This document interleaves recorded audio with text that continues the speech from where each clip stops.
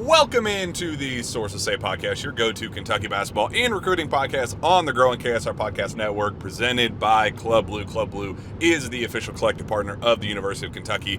I am your host, Jack Pilgrim of Kentucky Sports Radio. As always, joined again. We're kind of getting used to this. I'm really enjoying this drive home. Steven Peake. We got good feedback on the last one, so we're going to run it back because we have a pretty significant reason to run it back, Steve. Yes, man. I just woke up today. Sky's blue, birds chirping. It's going to be a beautiful day. Woke up in a beautiful, my favorite hotel to stay in after beating Tennessee, the Fairfield Inn by Marriott. Their Cats are undefeated when we've stayed there, so nothing but good vibes. It was such an unbelievably fun night. I was up till 3 o'clock in the morning, I believe, doing post-game work, but had a celebratory beverage. We enjoyed just the magnitude of what this win meant. We, talked for 20 plus minutes or whatever on the rapid reaction, Steven, after the game ended and got into the nuts and bolts. But I wanted to use this show as obviously celebrate, have fun, talk about what it means and just the excitement around it. But also just kind of use it as the dust is settled. How are we feeling? What did it mean for Kentucky as we kind of move past that game, turn the page on that, prepare for what's to come here on Saturday. It's going to be a good time with John Calipari's homecoming. It's going to be as tense and scary and fun and exciting as any event I think I can remember in recent memory, maybe even all time at Rep Arena. But let's enjoy this one still first. Waking up this morning, how did you feel about, let's backtrack.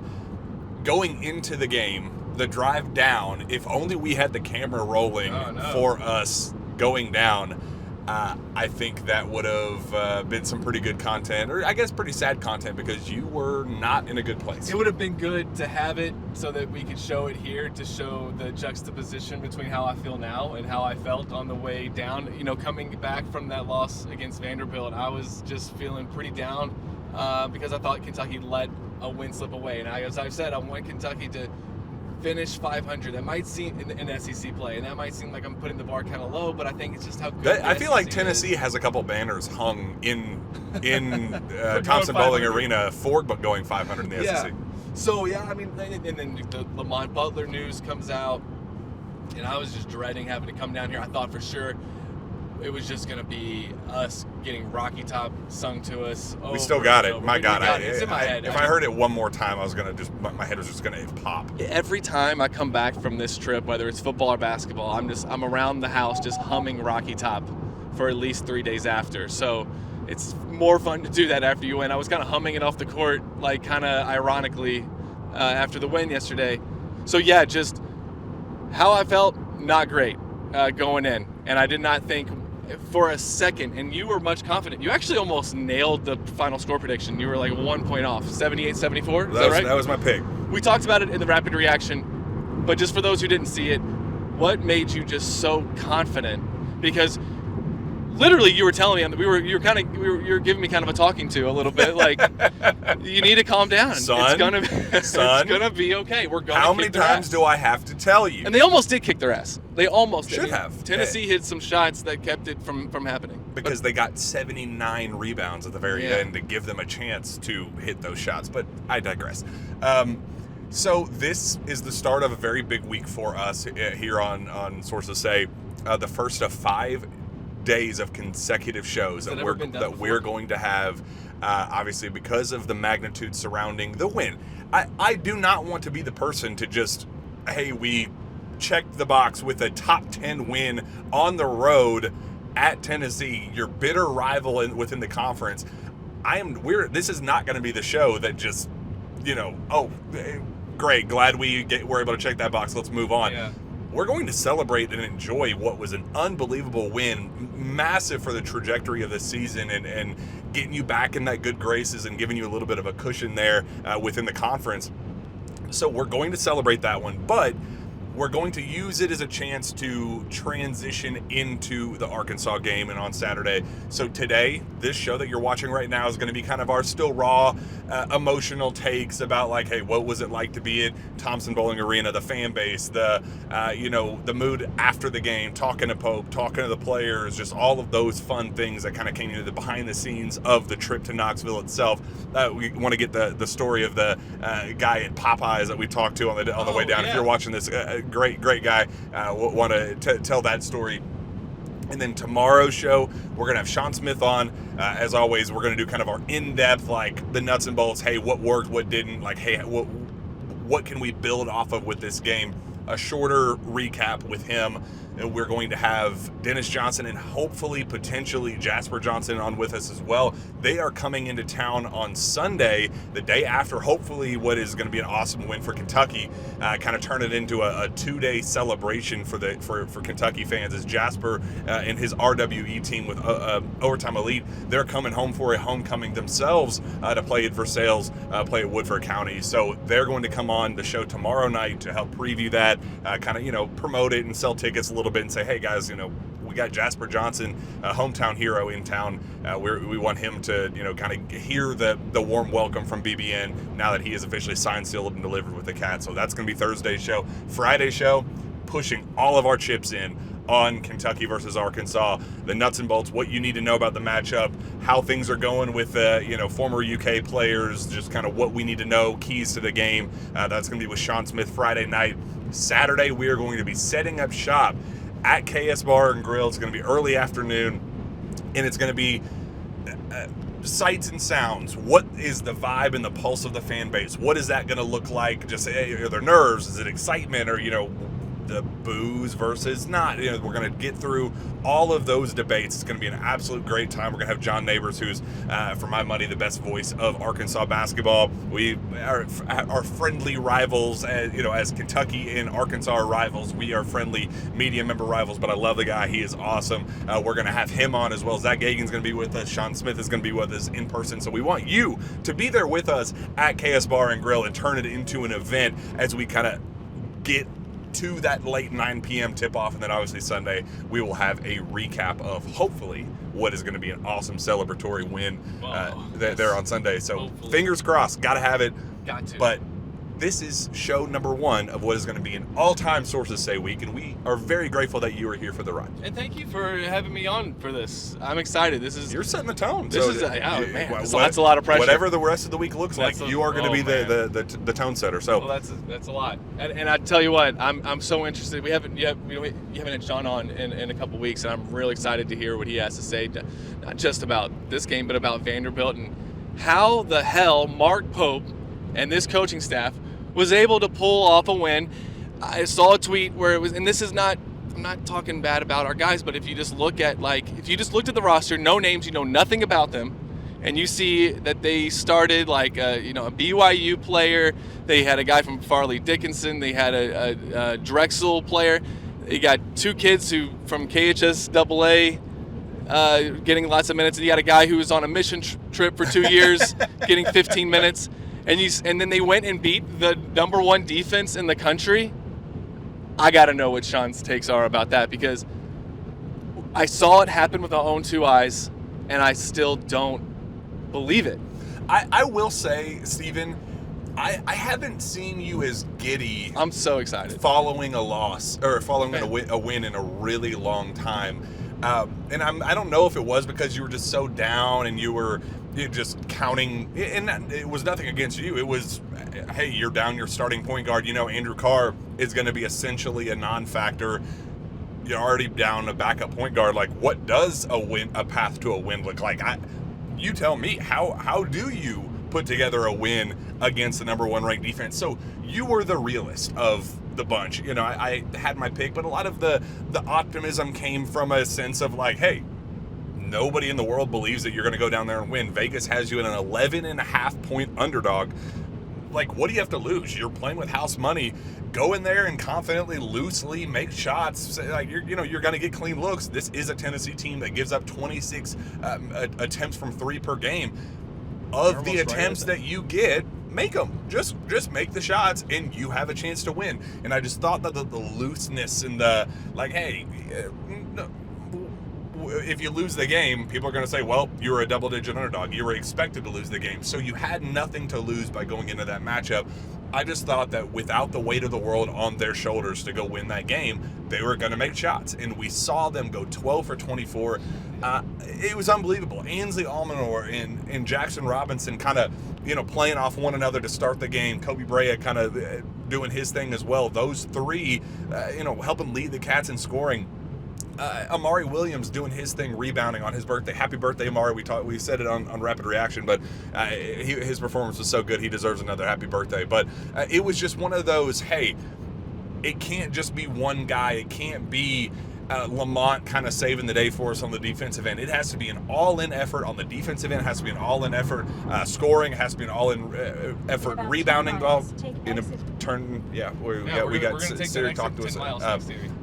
But there was just something to be said about the all-inness of the game, where it's like, hey, we have no choice but to play as one cohesive unit if we're going to go win this game. And I thought it was as together of a performance as I have seen Kentucky play, that you could just see the chemistry, and they were working really, really well to get good shots against a team that doesn't typically allow good shots. They're so good, physical, tough, all the things that kind of play against Kentucky, and really made it a difficult matchup for the Cats. I thought they just did a tremendous job kind of playing their game and really sticking to the script and the game plan. It was an excellent game plan by the coaching staff, but an even better execution of that game plan by the players. That's the other part. That's where the players get the credit, because they executed a game plan. And Tennessee, there were times when I didn't know how Kentucky was going to get a shot off. I mean, Tennessee was, can I say this? They were kind of up in their ass a little bit on defense. And to Mark Pope's credit, when he noticed, like, okay, you're letting them get away with some fouls.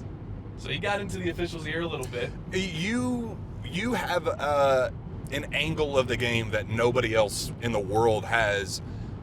Share kind of the behind-the-scenes story of that, because I do think that is pretty fascinating that you get to hear Mark Pope, complain about the officiating. Like, you are there hearing their exchanges. What did that sound like, and what did that look like? And especially at Tennessee, where they placed me is it's on the floor 16, which is the closest. I'd say the furthest away from the action, but it's right next to the Kentucky bench.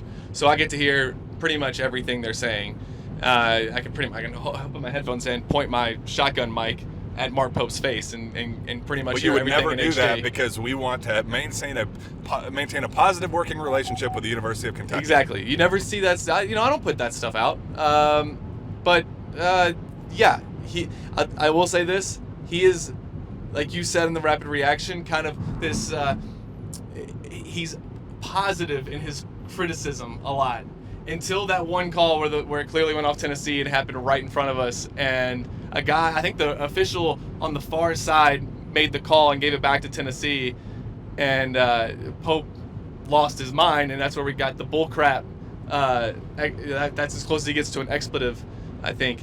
But yeah, he was saying some stuff like, "We're gonna get that call next time. You're gonna get that call. You're gonna give us that call. Hey, look for that next time." And he did have some longer discussions with officials. I honestly, I've never seen him that irate as he was in the first half. And I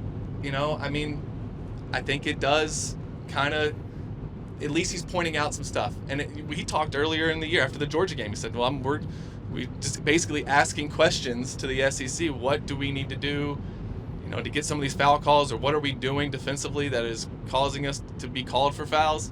So, it's really, really rare that I leave a away game thinking the officiating was pretty good, and I've done it the last 2 times. Yeah.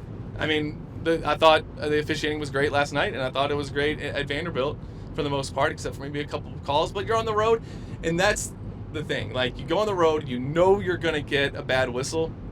Cats overcame that, and some guys got to the free throw line more than they ever have. And Kobe Brea, and that, I think he got fouled on a reverse layup, and I was like, Kobe, what do we? Oh, all right, go to the free throw line.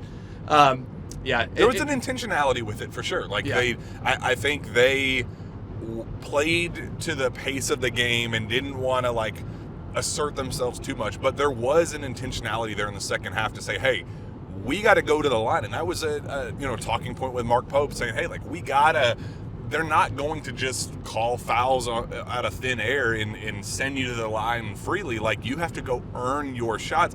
There was such a frustration after the Georgia loss. Like, how do they go to the free throw line 78 times in a game? Mm-hmm. Well, they made that their top point of emphasis. We're going to go to the line. We're going to make these officials put us on the line. And I thought they did a really good job in the last 5 minutes of the game. Yes. Did they attempt one shot? I don't know. Did they didn't make a shot. But Jackson, for instance, gets scraped across the face. So a half second after he gets scraped across the face, he throws his head back, and he got the call. I think if he doesn't throw his head back, there's no whistle. And they actually went to the monitor for that one, which is one of the 50 trips we got in the final 3 minutes at the monitor. But that was big because they had Jackson trapped. And he gets a hand across his face, and he just, okay, throw my head back because that's going to get the foul. Unfortunately, that's what you got to do. You can do this honestly and maybe lose. Or you put on a little acting and you get the call.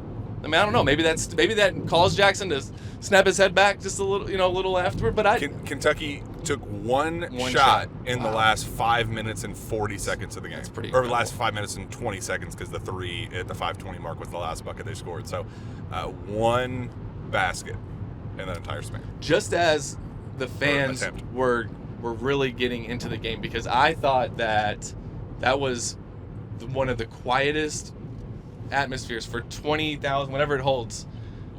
I got pretty quiet sometimes. When it gets so quiet that I don't want to like draw too much attention to myself, and I find myself kind of whispering when I'm doing these travel videos, and I have like the camera pointed at me, and I'm just giving like, here's what's going on here in Thompson Bowling or Food City, whatever we're calling it, and I have to like, all right, Cats are down by 4. When I'm doing that, that it got that quiet. Credit to Kentucky, That is the value of holding a lead for 35 minutes. Like, yeah. When we talk about like, oh man, it's so frustrating to let these leads go away and to fall behind early. That's kind of a part of why we complain. It's like, not that there's this. It's not a. It's not about, I don't believe in Kentucky's ability to come back and win the game. It's about when you allow the road crowd to step up and kind of help the momentum shift, you are losing that advantage by establishing the early deficit. Like, that's the point. You want to kind of set the tone early, establish some early momentum, take the fans out of the game, and by whatever that means, taking the officials out of the game, because we know the officials kind of go with the crowd and the environment and the momentum with that as well. If you can take that aspect out of the game and just turn it into a straight up X's and O, dogs versus dogs battle, you feel better about deciding your own fate there. Like, you feel better about how games will unfold there. So that's why holding a lead for 35 minutes the way they did against Tennessee, it was so crucial and did just kind of take the edge off of the crowd. And I've been there. I have left the last 3 times I've been to Thompson Bowling Arena where I have a massive migraine, just the worst headache. I leave the arena, I'm like, and I was talking to some of the staffers at UK during it. It's like they intentionally turned the microphones up to like this shrill volume, and the temperature was 97 degrees. It was just like, yes. My God, it's so freaking hot. And it's like they try to make things uncomfortable, but hey, it's your home environment. Like, they want you to feel that way. Anything you can do to kind of alleviate some of that is just so big. And I thought that was a big chunk of why Kentucky won last night. I was sweating profusely. I can't say that word. The video's pretty hilarious. Yeah, and you guys will see that on the travel video. I walked up, which, I was worn out by the time I got up to the very top to sit with some Tennessee fans and Kentucky fans. The Tennessee fans were having a miserable time. There was a guy in front of me that was getting pretty aggressive. He didn't like that I was getting some video of like the crowd. He thought I was getting video of him, but I love rivalry games, and I love when like you can tell it. Cursed him out, threatened to fight him, was saying F. Philip Fulmer, like, dude was just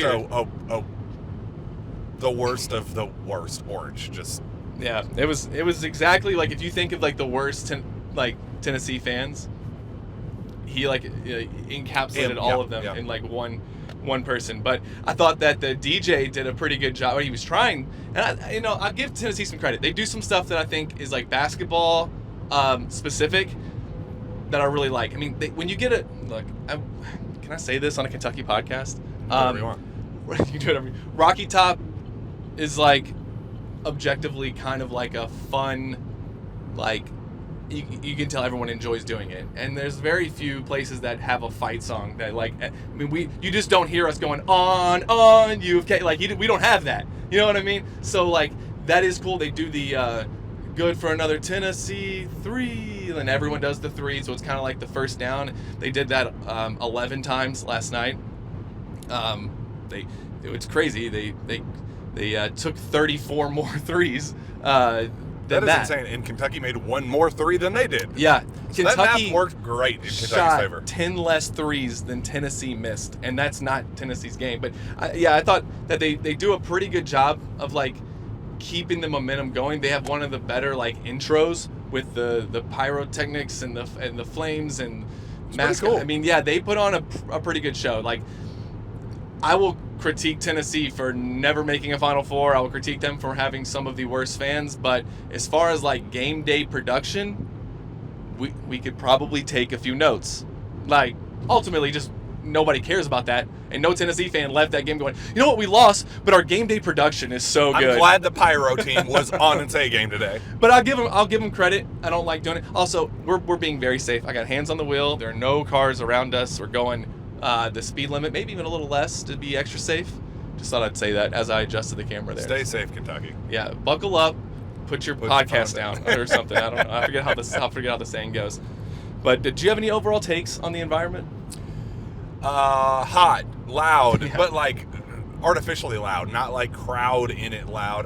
But no, it was cool. It's like a worse version of Rupp Arena in terms of like the look and the setup. It's like a smaller scale.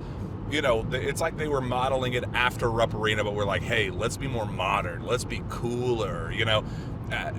Hey, we're not the blue blood basketball program, so let's kind of turn it into our, modernized touch.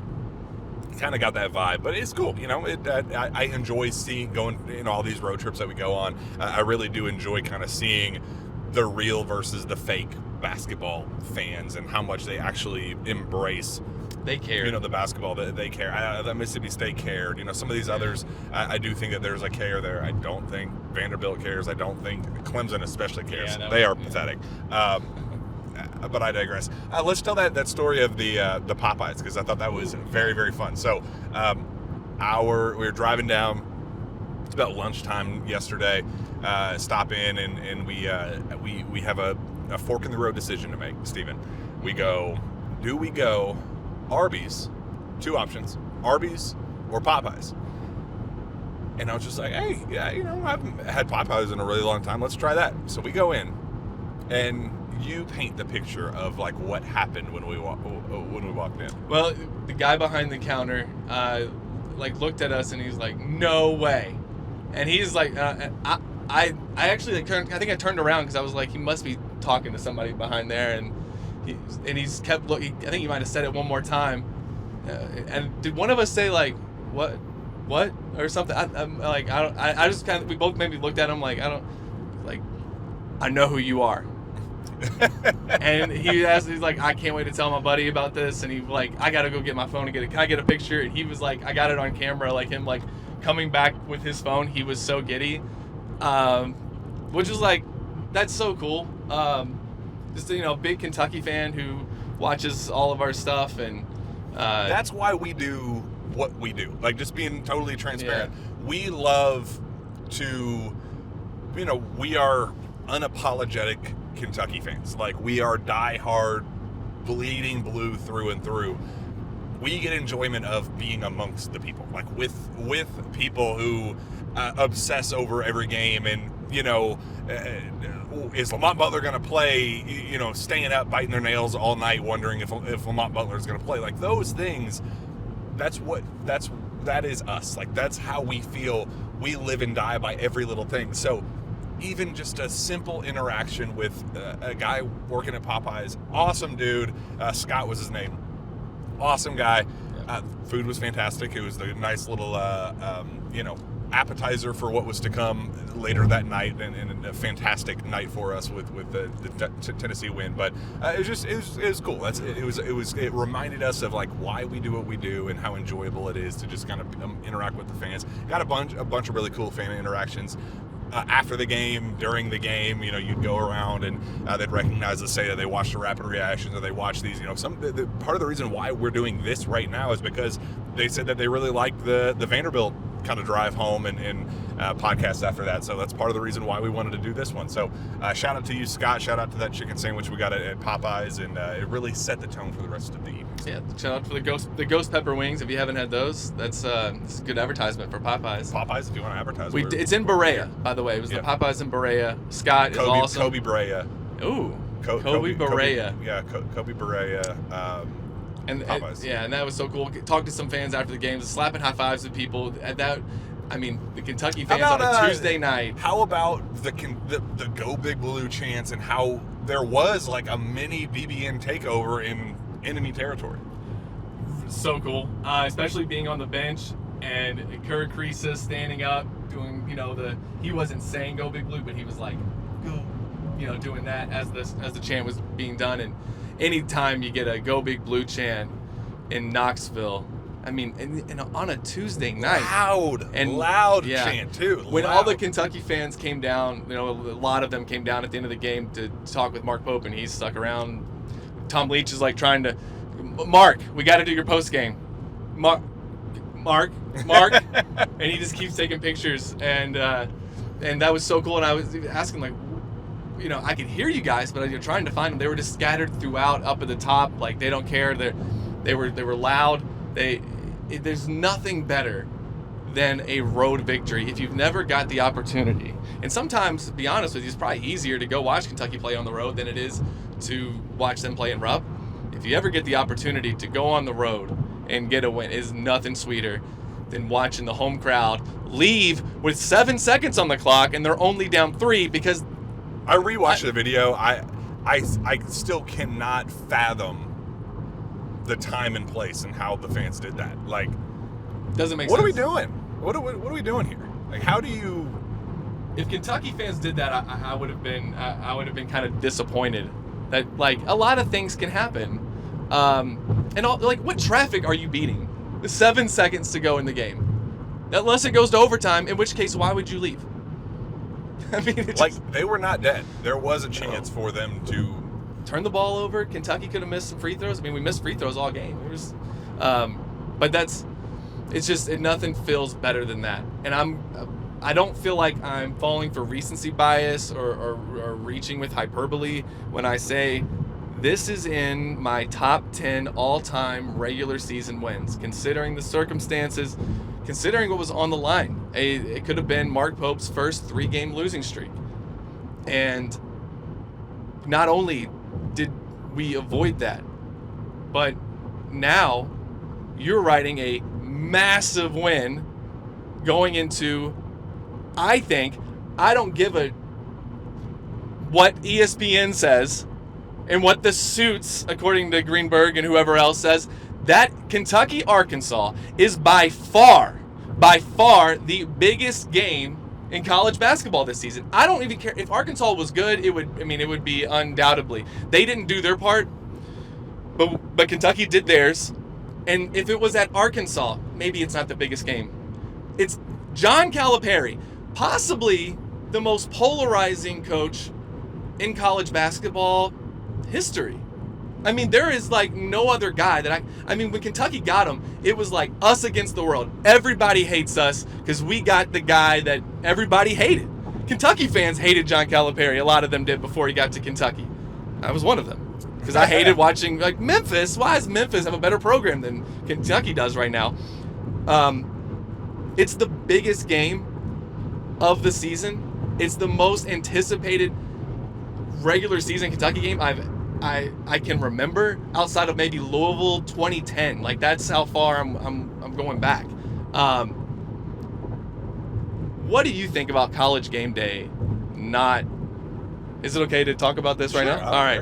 What do you think about College Game Day not coming to Lexington? Because to me, that is just a huge, huge miss. I know it's North Carolina Duke. They play each other twice, could play each other a third time. I think it is just not looking at it in the right lens. Like, I think they see the numbers annually and know that, like, hey, we shove Duke, North Carolina down everybody's throats. And that's, yes. Every year, all year, every year. Yep. Cooper Flag show. Yankees, Red Sox. You know, yeah, like, they make the conscious decision to handpick that as the storied rivalry. Like, if they were to push the same, use the same energy on Kentucky, Louisville, I think nationally, average fans would view Kentucky, Louisville in a similar light. That's why I would always get into it with Duke fans, and I like some of them, that do the media stuff, and we've talked about it. And they're like, it's not even close, bro. Like look at the numbers. It's like, yes, they are pushing it onto the casual fan that doesn't, live and die by the college basketball. They just wait for the big, Yankees, Red Sox, kind of the similar things. They have chosen that to, when your eyes are on an ESPN product on a, NBA game on a Wednesday night, for instance, Monday Night Football, for instance, whatever, they are choosing to advertise Duke versus North Carolina and Cooper Flag just in general, and the brand of Duke more than they have handpicked Kentucky or any other program. I mean, they did it whenever UConn and Dan Hurley kind of got the pizzazz and like, oh yeah, he's the hot latest and greatest coach. But even when they started losing games, at the start of the year was Dan Hurley three-peat. All they ever talked about was Dan Hurley, Dan Hurley, Dan Hurley. They lost a couple games, and then you just saw kind of the interest level wane a little bit, and you don't see UConn on TV every single day and talked about. And when they do talk about it, are his antics too much for college basketball? How dare he say blah blah blah blah blah? Like, it's not about hey, he is brilliant coach and here's what he does well and here's how the team can respond well. It's all about the clicky stuff. It's all about the entertainment value of it all. So I'm not going to hear that argument. I will not hear the argument that the suits have decided to choose that game, because I know they did. Yeah, but it's been their decision year after year to inflate those ratings. Had there been a more conscientious effort to inflate the Kentucky ratings with Mark Pope and all that, I think it would have been the exact same. It should have been marketed this game. It's a missed opportunity for the suits, is what I'm saying. Yes, exactly. They are not doing what they should be doing with this game. I should be seeing an advertisement in between, like you said, NBA games that are on ESPN. I should be seeing the I saw one today, and it was, of course, it was the B option to North Carolina Duke, and part of it is just bad scheduling, but this only happens once. North Carolina Duke happens every year twice, sometimes 3 times. By the way, North Carolina's not very good. I know Arkansas. They're awful. Horrendous. So horrendous. I don't even want to hear that argument too. Oh, well, Arkansas sucks. Had Arkansas been a little bit? No, North Carolina sucks out loud. Hubert Davis got Caleb Wilson and is the only reason why his job hanging on by a thread. That's the only thing that saved him from being canned this year. He's too expensive to get fired. If we were just looking at qualifications and what he's earned as the head coach at North Carolina, he would be canned yesterday. Give me a break. North Carolina sucks. It is a hand-picked decision. And am I salty about it? Am I just do I wish that we got the college game? Again, I don't think College Game Day is worth a hoot anymore. But it's still cool, and it means something to our fans. But it means something to Kentucky fans. It's a reward for this fan base that did pack Rupp Arena for a an effing press conference. Well, do you remember when they had Tennessee come in, John Calipari's first year? And College Game Day comes in, and there's like 23,000 Kentucky fans. So who are these suits that are just like, yeah, we would hate for that to happen. We'd hate for have this huge, like, because it would have happened. It would have been a 20,000, like, does that not look good for TV? Does that not look good for your programming? Is that not a great advertisement for what's coming at 9 o'clock p.m.? I just don't understand, like, this is a bad decision. And I don't, like, if Seth Greenberg, then you're Seth Greenberg. Go talk to the suits. Look, I know what the data says about Duke, North Carolina, but we're going to get that. This is Kentucky. This is the biggest, this is the program with the most wins. This is the program with the largest fan base. Their old coach, John Calipari, who's a Hall of Famer, who won a title at Kentucky, that is like, this is all we've been talking about. The biggest fan base, the winningest program, they've all been talking about February 1st. Since John Calipari went to Arkansas, February 1st has been, I don't know any other game. I don't know the date of any other game, because I only take it one game at a time, Jack. But I don't know the date. Every game is the biggest game of your life. Honestly, if you said, when did we play Tennessee? I don't even know what today is. But I know February 1st, Kentucky is playing Arkansas in Rupp Arena at 9 p.m. And ESPN and SportsCenter and all this stuff, what they used to do, because people are like, college basketball numbers are dwindling. Yeah, they don't can talk about it. They don't. We got 5 minutes of WNBA free agency today, and God bless them. Like, that's awesome. I'm glad that they're getting the recognition that they deserve and all that. But, like, we got 5 minutes off season, and we got 5 minutes of free agency and WNBA talk, but you can't do, like, 2 minutes on John Calipari's coming, like, in your 27-minute broadcast. It's like, I know you're gonna have to talk about the Super Bowl for 2 weeks. We realized that we got home from the game last night, leading up to the game last night, and then even coming home, turning on SportsCenter afterward, and it was baffling to just the lack of interest, and then they do the highlights, and it's all Tennessee highlights. That blew my mind. I mean, there wasn't a single Kentucky made basket. Yeah, it has one Kobe Brea, and then the rest were like Tennessee threes and Tennessee layups, a dunk, and then a Tennessee missed three, and that was the end of their highlights of Kentucky. And I was like, you know what, get the hell, Bristol, Connecticut, ESPN get the hell out. Like, missing the mark in being out of touch with the current landscape of college basketball and what the casual fan is interested in is not a reflection of, like, their decision based on their based on them being out of touch is not a correct representation of what the everyday fan cares about. Yeah, I don't think the everyday fan is aligned with SportsCenter anymore. The everyday fan cares about John Calipari's return. I don't care what they say. I don't care as much as they say outside of Kentucky, outside of North Carolina, nobody cares. Like, or outside of Arkansas.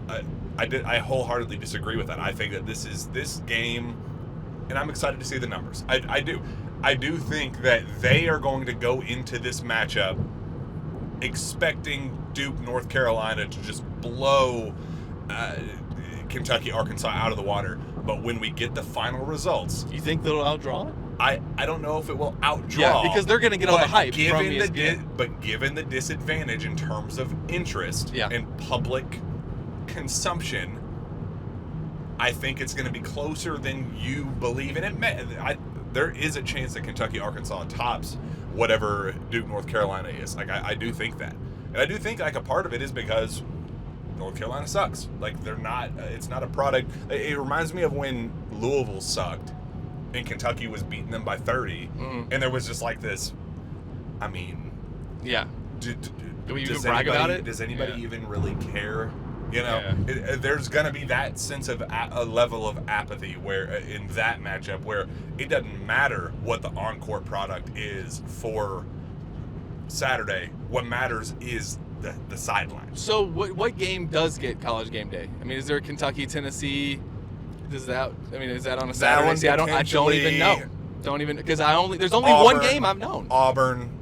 Okay, maybe. Game Day has Bruce Pearl wrapped around their finger. I hope North Carolina is not playing Duke that day too, because, I mean, we got Kentucky, Auburn last year. When is the last time Kentucky got to host College Game Day? I think 2019, right? I mean, are you really going to go this long? not going to the. I mean, there's like 4 or maybe 5 fan bases that are just basketball crazy.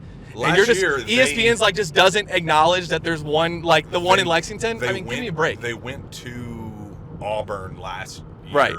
While we were there. Yes. For Kentucky, but that's at Auburn. At yeah. I mean, like, I'm sorry. I just don't understand that. Like, you should be making a trip to Lexington every year if it makes sense. And I mean, like, maybe 2022, 23 didn't make sense. Last year did. Last year actually did. And this year especially does. If they don't, that is a. I mean, I hate to be one of those people that's like, I'm of course, you can't help it. You're going to watch ESPN. You have to. But, like, and I'm going to watch SportsCenter. I've been doing it my whole life. But, man, I was watching that today. It's like, do they even know? Like, who's making these decisions? Who at Disney is like, Kentucky's playing Arkansas, it's college. I understand you got to talk about the Super Bowl. If they were talking about the Super Bowl, I mean, I was like, all right, I get it. But, like, really?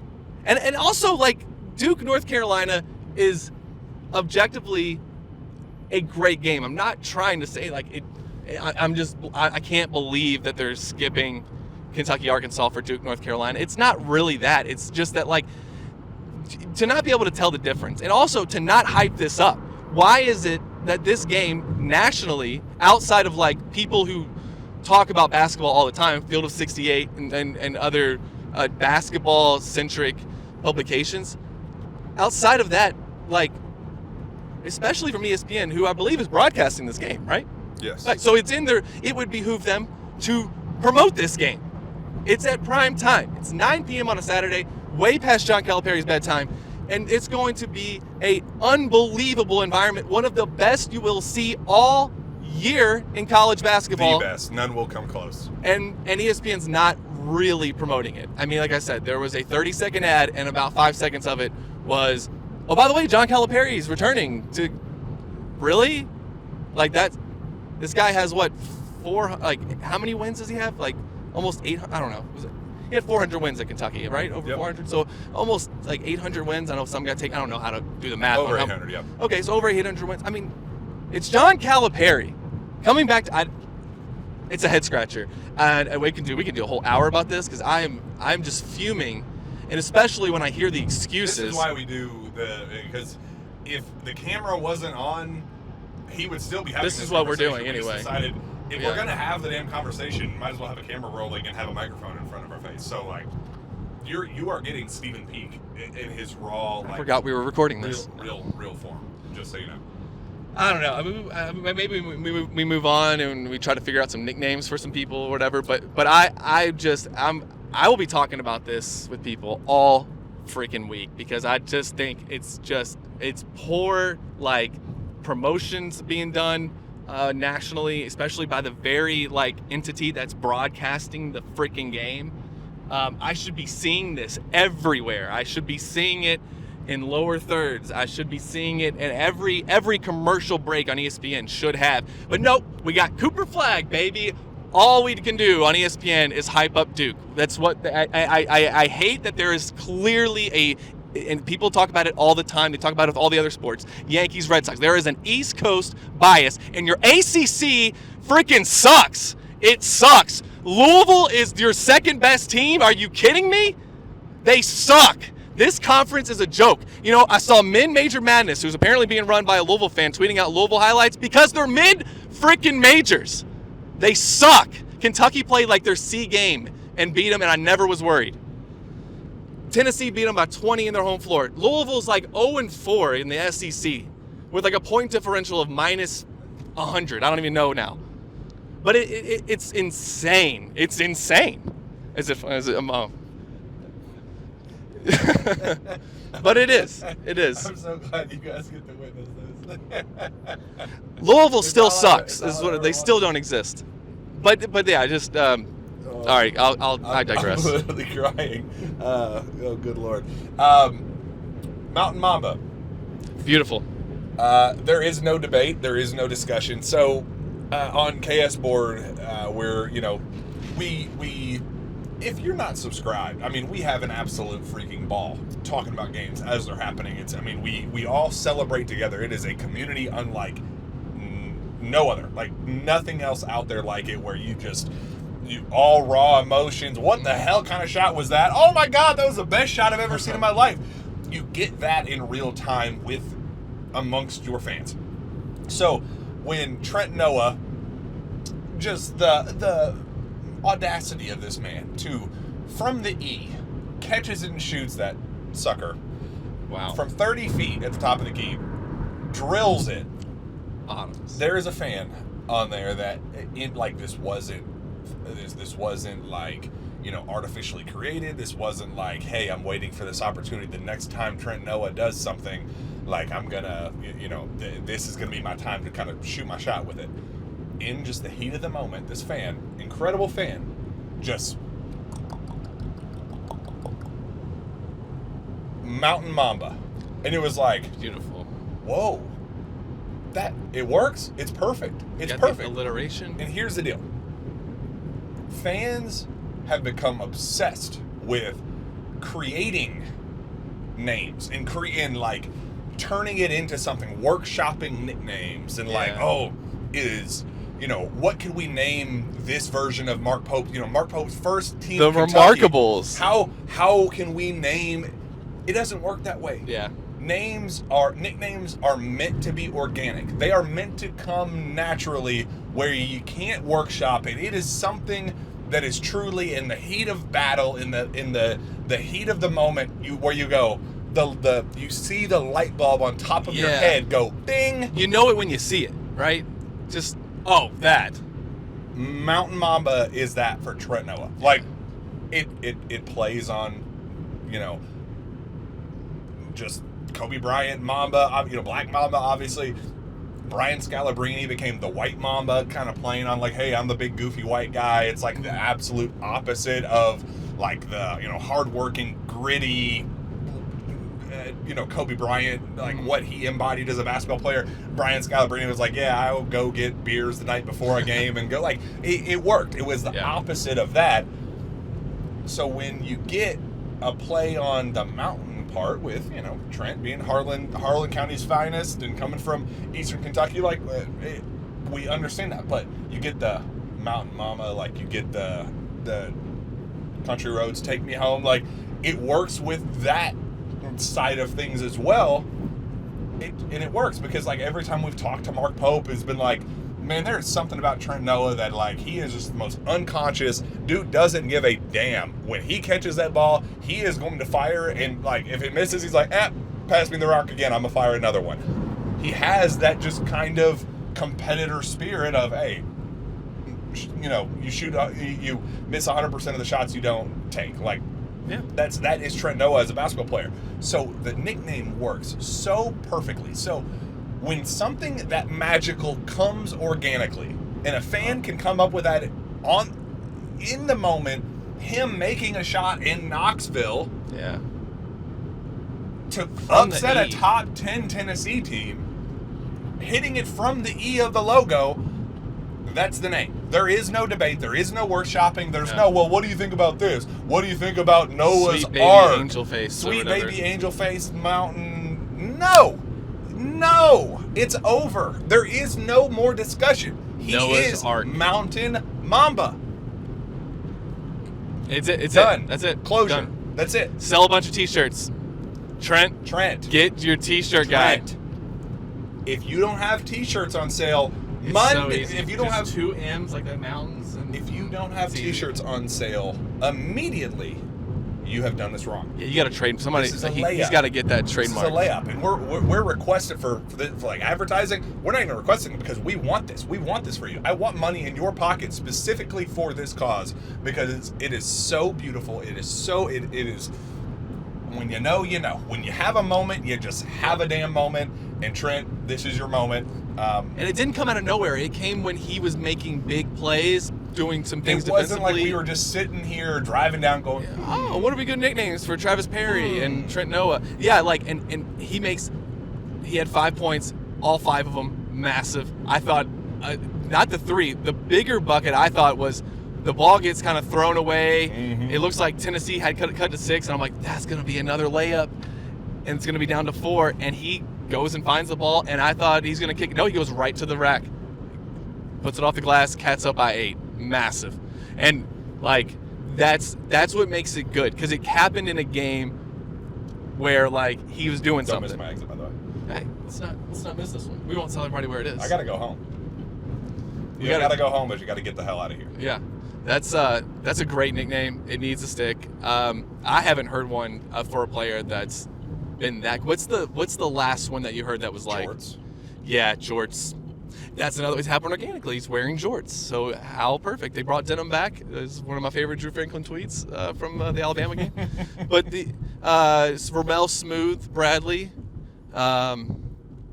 Anybody else? Have we had? What is like some other good? We had to have had. Oh, Boogie. But that was prior to jorts. So that wouldn't have been. That was a good one. That was great. Have we had any other good ones? We had Bucket. Bucket. That was pretty, Tyler Harrow. That was pretty organic. That kind of came in the moment. He said, "I'm a bucket," and we all went, "Oh, he's a bucket." Literally, you are the bucket. So that's how it has to happen. People try to sit around and come up with. Look, when I saw the Remarkables, I mean, it's good, but it's like we're over here trying to like come up with something. Comeback Cats was organic. They literally came back against Duke and Stanford and Utah, and therefore. Comeback Cats. 2 + 2 = 4. Yes, yeah, and it's kind of. I think it is one of those things like you know it when you see it. Again, try to sell a bunch of T-shirts. Would you wear a Mountain Mamba T-shirt? Hell yes, I would wear it. The logo I'll wear is anything, right guys. there, Like I'll be too. honest. Like I'm currently wearing a Goose Tees. Shout out Global Jam. I'm still wearing a Goose Tees Global Jam shirt. You got booed yesterday wearing your Kentucky stuff. I did too. Booed like crazy. What does it feel like being booed?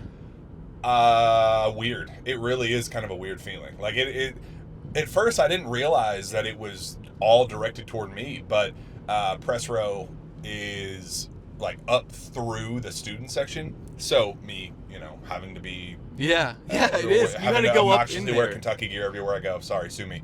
I'm wearing my blue crew neck sweatshirt, and I'm walking. I walk across the baseline. And immediate showered with booze, loud booze. And I was like, oh man, I wonder if did a UK player get out, jump on the floor or something. And I turn around and they're like, no, they're all pointing and booing me and flipping me off and stuff. And I'm like, whoa, this is the first time I've ever been actually legitimately bitterly booed. And that's how I felt too. It felt like this. I was kind of laughing because I thought this is funny, and I love the rivalry. And I love that. I had a Kentucky. I was probably wearing what I'm wearing right now, actually. And getting that sort of treatment, and it was but there's something subconscious that's it's an immediate rejection of oh, this doesn't feel good. I'm on the out. I'm in the out group. This feels strange. I don't like it. So how will John Calipari feel about it on Saturday? We're gonna have a lot of boo talk. Man, not today, but we're gonna spend the next, Friday, Saturday shows are going to be heavy boo talk. We're gonna talk some good memories about Cal. We're gonna, go through the ins and outs. But we did hear for the first time he had his radio show. Mm-hmm. He kind of said that he doesn't know how he will take it. He doesn't know what the reaction is going to be for himself internally. He's like, I can think. Whatever it's going to be, oh yeah, I'm going to handle it well, I'm going to handle it poorly, whatever.